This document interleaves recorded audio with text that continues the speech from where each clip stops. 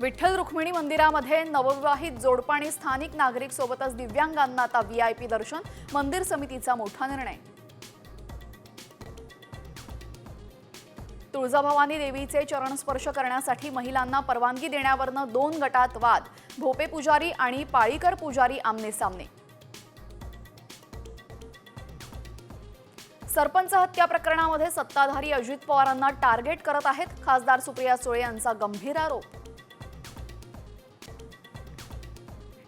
सरपंच हत्या प्रकरणामध्ये वाल्मिक कराड विरोधात ईडीकडनं स्वतंत्र गुन्हा दाखल, ईडीची हायकोर्टात याचिका।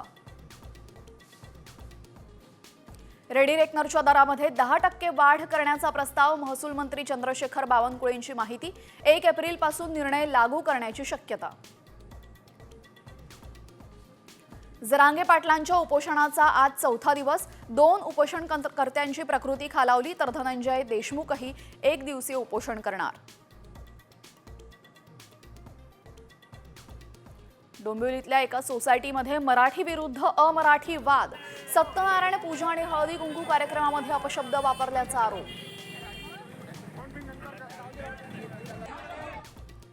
सैफ अली खान हल्ला प्रकरणी एका महिलेला बंगालमधून अटक, आरोपीशी कनेक्शन असल्याचा संशय।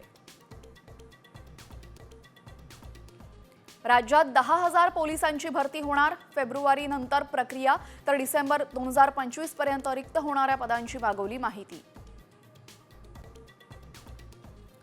यंदाच्या हंगामातील पहिला हापूस आंबा नवी मुंबईच्या एपीएमसी मार्केटमध्ये दाखल, एका पेटीला 10 ते 15 हजारांचा दर।